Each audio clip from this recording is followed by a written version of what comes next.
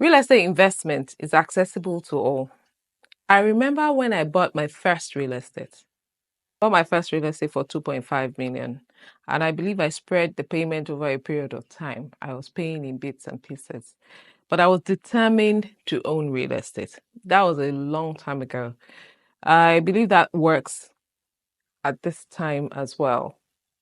If you're not able to buy real estate all at once, you can key into an off-plan project. You can even form a group with a group of people with like minds and create an investment club network to buy real estate, which also means that your revenue generation will be split as the real estate matures. I've been on inspections with clients whereby the properties are top notch externally. Aesthetically, they're looking beautiful. But when you get in, you see cracks on the wall. Some of them you'll see mold already rising, damp coming up. And you have to point these things out to the clients so that you don't end up selling or renting a property to a client that would not have a good feedback for you. So the external aesthetics of a house does not necessarily determine the structural integrity of the house. Whenever you want to buy a property, it is best you take a professional with you, maybe a structural engineer, to look at the integrity of the structure to determine the type of property you want to buy. New or old building property purchase. I want to believe that that is determined by your preference. I mean, I would generally want to buy an older building because I love renovation works. I love changing the look of a structure. So if you buy an old building, especially with a good price, you can strip it and make it your own.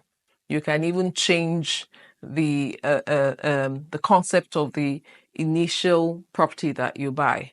Whilst a new build is good because a new build is plug and play.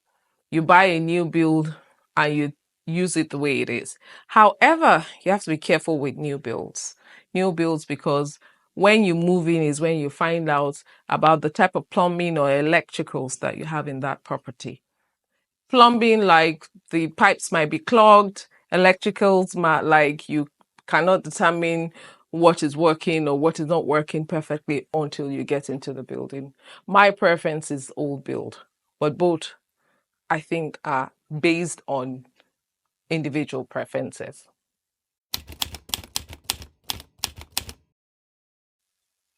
Several people wanting to have CFO. Sometimes I have even agents come to me and they say, am I getting a CFO when we want to sell a property to them?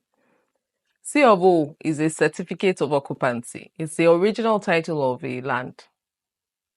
And when the CFO has been given, that's the certificate of occupancy by the government to the owner of that land, and he wants to transfer title, he or she wants to transfer title.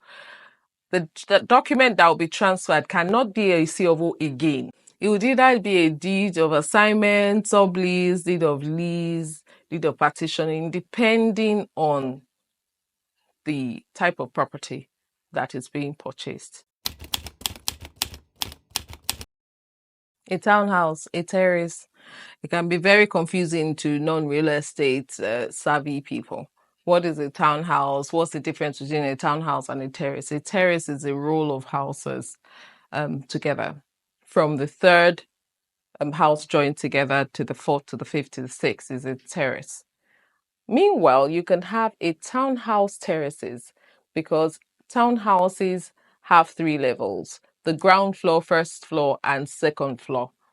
Meanwhile, the number on the roll is what determines if the townhouse is a terrace. I hope I have not confused you. But the difference is a terrace is the roll, the townhouse is the number of levels.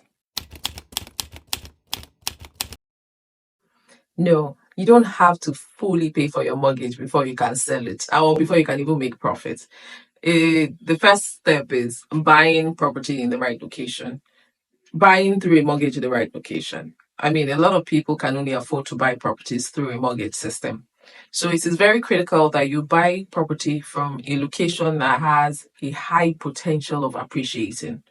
So if you have gotten a mortgage from a financial institution and you pay your initial deposit and then you start paying your monthly repayment based on the schedule that's been given to you, during the course of the mortgage, most mortgages are as little as 10 years and as much as 25 years.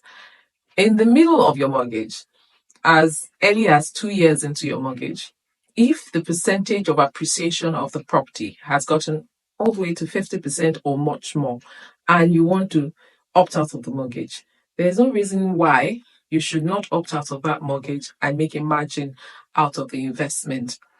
But one of the key things that you must be sure of is at the inception of that mortgage, the documentation will clearly state that when you are pulling out of the mortgage, you will pay the principal and interest up until when you are pulling out, so that the accumulated interest for the period of the mortgage is not calculated and added to you. Having said that, at the time you want to pull out of your mortgage, you need to do an analysis of how much you have paid, including the principal and the interest and the initial deposits.